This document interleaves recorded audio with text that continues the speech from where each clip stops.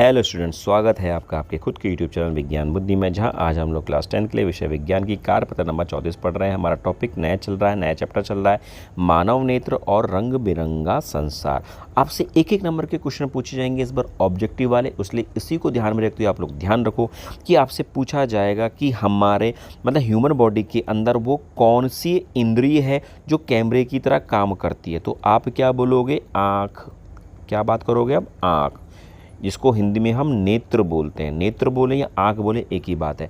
तो मानव शरीर के अंदर वो है कौन सी इंद्रिय है जो कैमरे की तरह काम करती है? आपका आंसर होगा नेत्र। मानव नेत्र बोलेंगे या मानव आँख बोलेंगे। क्लियर? इसके अलावा इसका स्ट्रक्चर समझ लो बच्चों कि जो हमारी आँख होती है ना, मैं इसको सामने से दिखा रहा हूँ। देखो ऐसे होती है हमारी आँख, ये हो गया। अच्छा जी, इसके अलावा एक अंदर एकदम काला काला सा चीज़ होती है। क्या होती है? काली काली सी चीज़ होती है। फिर इस काली चीज़ के रंग बिरंगा क्या होता है बच्चों? यार ये डॉगी ना बहुत भौंक रहे हैं बच्चों, क्या करें, पर वीडियो तो बनानी है। और इसके बाहर क्या होता है? कलरफुल आँख होती है। कहते हैं ना इसकी आंखें भूरी हैं, भूरी बिल्ली है भैया, इसकी आंखें हरी हैं, इसकी आंखें नीली है या इसकी आंखें काली है ना। तो जो ये ब्लैक वाली चीज़ होती है स्टूडेंट्स, इसको बोला जाता है पुतली। क्या बोला जाता है? ऐसे पुतली। और जो ये रंग बिरंगी चीज़ है, भूरी आँख, नीली आँख, हरी आँख, इसे बोला जाता है परितारिका। क्या बोला जाता है? परितारिका। स्टूडेंट्स याद रखना है इसको। क्लियर हो गया? अच्छा, और ये बाकी सफ़ेद कलर होता है, ये पूरा बॉडी, ये आँख में सफ़ेद कलर होता है ना? होता नहीं होता है? ये सफ़ेद कलर है, हमें इससे मतलब नहीं है अभी। अच्छा जी, पुतली वह चीज़ है जिसमें से आप लाइट क्या होती है? अंदर जाती है, और यह पुतली का साइज छोटा भी हो जाता है समय स्थिति के अनुसार, और साइज बड़ा भी हो जाता है स्थिति के अनुसार। तो यह क्या करती है? आँखों के अंदर कितना प्रकाश जाए और कितना प्रकाश ना जाए, ये कौन बताती है? पुतली।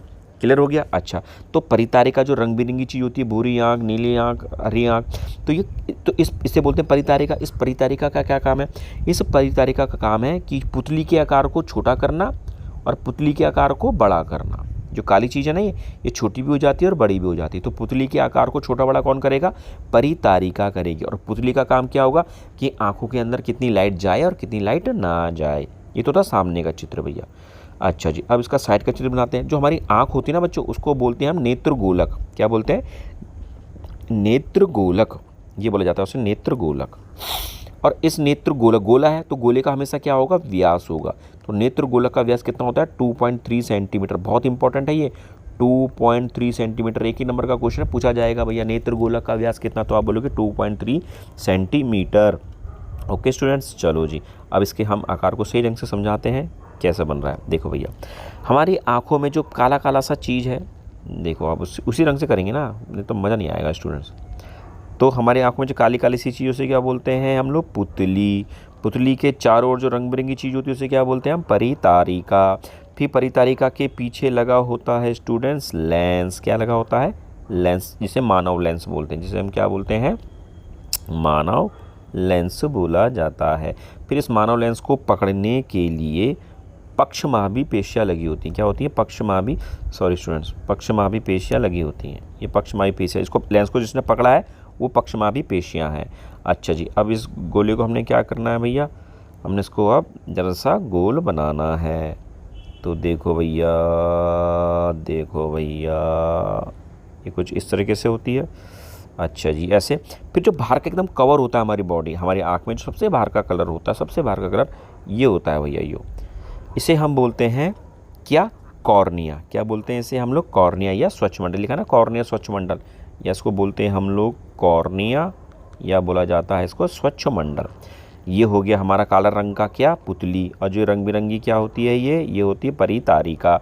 ये क्या हो गया हमारा? ह्यूमन लेंस, मतलब कि मानव नेत्र हो गया। ये क्या हो गई? हमारी पक्षमाभी पेशियाँ जो लेंस को पकड़ती है। अच्छा जी, अब जो इम्पोर्टेंट चीज़ बता रहा हूँ स्टूडेंट्स में, यह होता है हमारा जो हिस्सा है ना, ये हिस्सा, इसे बोलते हैं हम लोग क्या? रेटिना बोलते हैं। क्या बोलते हैं? रेटिना। और रेटिना हमारे आँखों का पर्दा होता है। क्या होता है? पर्दा। पर्दे को इंग्लिश में हम क्या बोलते हैं? स्क्रीन बोलते हैं। जैसे आप लोग स्क्रीन में देख रहे हो ना ये मेरी वीडियो, तो इसको स्क्रीन बोला जाता है। ऐसे ही आपसे पूछेगा कि भैया हमारी आँख में इमेज या बिंब का प्रतिबिंब मतलब चित्र कहाँ बनता है, तो आप क्या बोलोगे, रेटिना पे बनता है, रेटिना में। रेटिना जिसको हम पर्दा बोलते हैं, स्क्रीन बोलते हैं। क्लियर। और रेटिना पर जो वो इमेज बनती है वो कैसी होती है, वास्तविक या आभासी, तो आप क्या बोलोगे, वास्तविक होती है। कैसी बनती है, वास्तविक। और साथ में कैसी बनती है, वो उल्टी इमेज बनती है। इमेज कैसे बनती है, उल्टी। पर हमको दिखाई तो सीधी देती है। आप बोलोगे ए भाई इमेज तो हमें सीधी दिखाई दे रही है। आप सही कह रहे हो कि इमेज हमें सीधी दिखाई देती है, पर बनती वो हमारे रेटिना में कैसी, उल्टी इमेज बनती है। पर वो सीधी क्यों दिखाई दे रही है, क्योंकि हमारे इस रेटिना से एक तार जाती है जो हमारे कहाँ जाती है, दिमाग में, मस्तिष्क में जाती है। कहाँ जाती है वो, मस्तिष्क में। मस्तिष्क जानते हैं ना सबके सब, ब्रेन में जाती है। तो इस तार को हम बोलते हैं ऑप्टिक नर्व, या इसको बोलते हैं हम दृक् तंत्रिका। देखो ये लिखा ना, दृक् तंत्रिका, दृक् तंत्रिका बोला जाता है। इसके अलावा हमसे पूछेगा स्टूडेंट्स कि जिंदा लेंस कौन सा है इस दुनिया के अंदर, जिंदा लेंस या सजीव लेंस कौन सा है, तो आप क्या बोलोगे, मानव नेत्र, मानव लेंस, या नेत्र लेंस, या अभिनेत्र लेंस। क्लियर हो गया। या क्रिस्टलीय लेंस, कई नाम है, क्रिस्टलीय लेंस, अभिनेत्र लेंस, नेत्र लेंस। देखो अभिनेत्र लेंस लिखा है ना, अभिनेत्र लेंस या क्रिस्टलीय लेंस। ह्यूमन का जो क्या होता है, सजीव लेंस होता है। इस दुनिया के अंदर सजीव लेंस अभिनेत्र लेंस है या क्रिस्टलीय लेंस है। सब आपको मैंने बता दिया भैया। इमेज कहाँ बनती है, रेटिना पे बनती है। कैसी बनती है, वास्तविक, रियल बनती है। और कैसी बनती है, उल्टी बनती है। पर वो इमेज हमें क्यों दिखा देती है, सीधी दिखा देती है। सीधी क्यों दिखा देती है, क्योंकि यहाँ से एक क्या चलती है, दृक् तंत्रिका जाती है, जो हमारे मस्तिष्क मतलब दिमाग में जाती है, और मस्तिष्क को बताती है कि भैया सीधी इमेज है ये, सीधी, इसको सीधा पढ़, सीधा पढ़। बनती है उल्टी इमेज है, पर कैसे आती है, सीधा। तो स्टूडेंट मैंने बता दिया सारे के सारी आंखों के बारे में लगभग, फिर भी हम देख लेते हैं क्या क्या रह गया है। तो प्रतिबिंब एक संवेदनशील स्क्रीन में बनता है, इसे हम रेटिना कहते हैं। रेटिना पर प्रतिबिंब बनता है, इमेज बनती है। अच्छा जी, पतली झिल्ली जिससे होगा प्रकाश नेत्र। सबसे पहले हमारे आंखों में जो प्रकाश जाएगा, जो लाइट जाएगी, वो सबसे पहले कहाँ से होकर जाएगी, कॉर्निया से होकर जाएगी। हमारी आंख गोलाकार होती है, जिसका व्यास कितना होता है, 2.3 सेंटीमीटर। क्रिस्टल लेंस की उपस्थिति रेटिना विभिन्न दूरी पर वस्तुओं को समझ करने में अच्छे हो गया। परितारिका बता दिया, आइए बता दिया, सब बता दिया। देखो अभिनेत्र रेटिना पर वास्तविक चित्र बनाता है, उल्टा चित्र बनाता है, और रेटिना पर प्रकाश अच्छी। क्लियर बता दिया। अच्छा, इसके अलावा स्टूडेंट्स यहाँ पर एक क्वेश्चन लिखा हुआ है कि भैया ये छड़ सेल क्या है और ये शंकु सेल क्या होता है। हमारी आंखों में ना दो प्रकार की कोशिका है। दो प्रकार की क्या है, कोशिका। एक छड़ कोशिका है और एक शंकु कोशिका है। छड़ कोशिका का मतलब होता है यह किसके लिए, प्रकाश के लिए, प्रकाश के लिए संवेदनशील है। और शंकु किसके लिए संवेदनशील है, रंग के लिए। देखो कई लोगों के आंखों में ना शंकु कोशिकाएं नहीं होती, तो जब शंकु कोशिकाएं नहीं होती ना, तो उसको जो दुनिया है वो रंग बिरंगी नहीं दिखाई देती, उसे वो ब्लैक एंड वाइट दिखाई देगी, मतलब उसको रंगों में वो पहचान नहीं कर पाएगा। और जो छड़ कोशिकाएं होती हैं, जिनके पास छड़ कोशिकाएं कम होती हैं, उनको अंधेरे में कम दिखाई देता है, उनके लिए उजाला ही चाहिए। जैसे मुर्गे होते हैं ना, मुर्गों में छड़ कोशिकाएं नहीं होती है, तो वो जैसी रात होती है, जैसे सूरज ढल जाता है, उनको नहीं दिखाई देता है। क्लियर हो गया। उनके लिए सूरज की रोशनी चाहिए तभी उनको दिखाई देगा। क्लियर। तो ये बता दिया मैंने इंपॉर्टेंट चीज़। अच्छा जी, अब आ रहा है समझन क्षमता। क्या है भैया, समझन क्षमता। आप लोगों को लास्ट क्लास में बता दिया गया है किसके बारे में, किसके बारे में, लेंस के बारे में। भाई कोई भी जो लेंस होता है ना, वो लेंस की हमेशा क्या होती है, फोकस होती है। क्या होती है, फोकस, जिसे हम बोलते हैं फोकस दूरी। तो ये फोकस दूरी कम भी हो सकती है और ये फोकस दूरी ज़्यादा भी हो सकती है। कम कब होगी फोकस दूरी, जब लेंस क्या हो गया है, मोटा। कैसा लेंस हो गया है, जब लेंस हो गया है मोटा। जब लेंस क्या हो गया है, पतला, तो फोकस दूरी क्या हो गई है, लंबी हो गई है। क्लियर हो गया। और जब लेंस हो गया मोटा, तो फोकस दूरी क्या हो गई है, छोटी हो गई है। क्लियर हो गया। तो लेंस का मोटा होना या पतला होना, या फोकस दूरी का छोटा होना या फोकस दूरी का लंबा होना, यह क्या कहलाती है, समझन क्षमता कहलाती है। तो जब हम लोगों को पास की चीज़ देनी हो, पास की चीज़ देखनी होगी, पास का देखना है, पास का देखना है, मतलब नज़दीक का देखना है, तो लेंस मोटा हो जाएगा और फोकल लेंथ छोटी हो जाएगी। जब हमें दूर का देखना है, कहाँ का देखना है, दूर का देखना है, तो लेंस पतला हो जाएगा और फोकल लेंथ क्या हो जाएगी, लंबी हो जाएगी। ये भैया 1 नंबर का क्वेश्चन है, पेपर में पूछेगा ही पूछेगा कि जब लेंस मोटा होगा तो पास का देखोगे, दूर का, आप बोलोगे पास का देखेंगे। आपसे बोलेगा जब लेंस पतला होगा तो फोकल लेंथ लंबी होगी छोटी, आप बोलोगे लंबी होगी।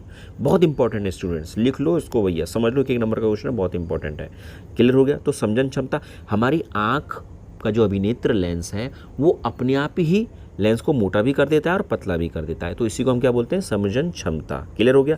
अच्छा जी, अब हमारी आंखों के लिए एक होता है निकट बिंदु और एक होता है दूर बिंदु।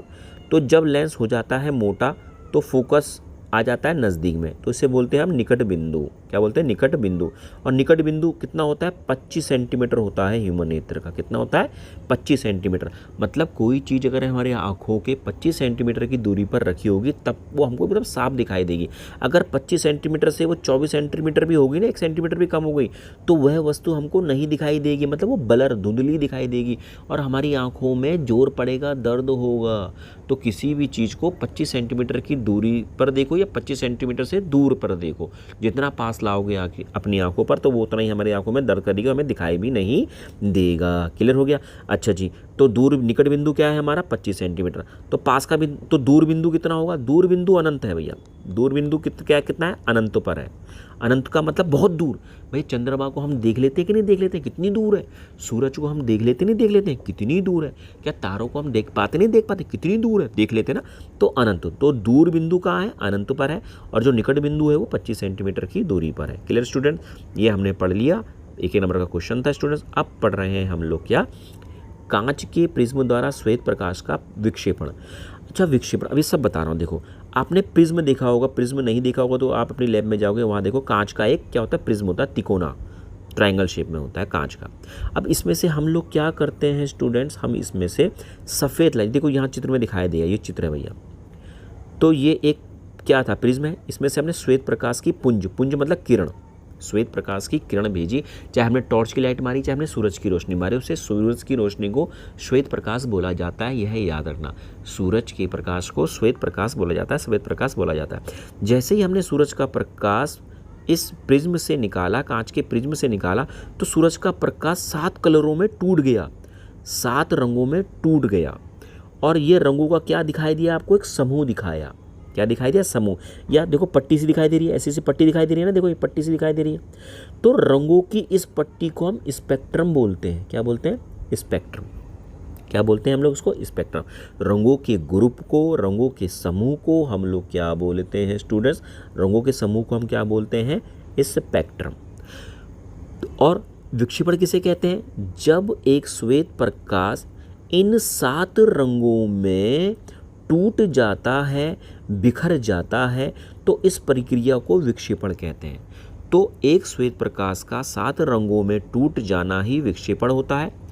और इस 7 रंगों के ग्रुप को, समूह को, पट्टी को हम स्पेक्ट्रम बोलते हैं। तो स्पेक्ट्रम का मतलब समझ में आ गया है, विक्षेपण का मतलब समझ में आ गया है।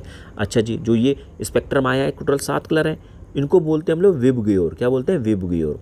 विबग्योर मतलब पहले आता है आपका बैंगनी मतलब वायलेट, फिर ऊपर जाते हुए इंडिगो, फिर नीला, फिर हरा, फिर पीला, फिर नारंगी, फिर लाल। तो सबसे ऊपर क्या आता है, लाल आता है। क्लियर हो गया। अच्छा जी, अब देखो ऐसे करके टूटा ना, श्वेत प्रकाश सीधा गया था, फिर एक ऐसे टूटा ना, सबसे ऊपर क्या आता है, लाल, और सबसे नीचे क्या आता है, बैंगनी। तो सबसे ज़्यादा कौन झुक रहा है भैया, भाई बताओ, लाल झुक रहा है कि बैंगनी। बैंगनी सबसे ज़्यादा झुक रहा है, सबसे ज़्यादा मुड़ रहा है, और लाल सबसे कम मुड़ रहा है, सबसे कम मुड़ रहा है। तो आपसे पूछेगा भैया सबसे कम कौन सा मुड़ता है, तो आप बोलोगे लाल। सबसे ज़्यादा कौन झुकता है, आप क्या बोलोगे, बैंगनी। क्लियर। अच्छा जी, आपसे बोलेगा कि प्रकाश का जो विक्षेपण हुआ, जो प्रकाश टूटा अपने 7 कलर में, तो इसका कोई उदाहरण बताओ, तो आप बोलोगे इंद्रधनुष की परिघटना। परिघटना मतलब इंद्रधनुष का बनना। इंद्रधनुष आपने देखा होगा, तो वो किसके कारण बनता है, प्रकाश के विक्षेपण के कारण ही बनता है। तो जब भी कोई श्वेत प्रकाश डाला जाएगा उसे क्या बोलेंगे हम लोग, विक्षेपण होना। भैया सारा चीज़ मैंने बता दिया आपको। ये कुछ क्वेश्चन है, इनके आंसर मैंने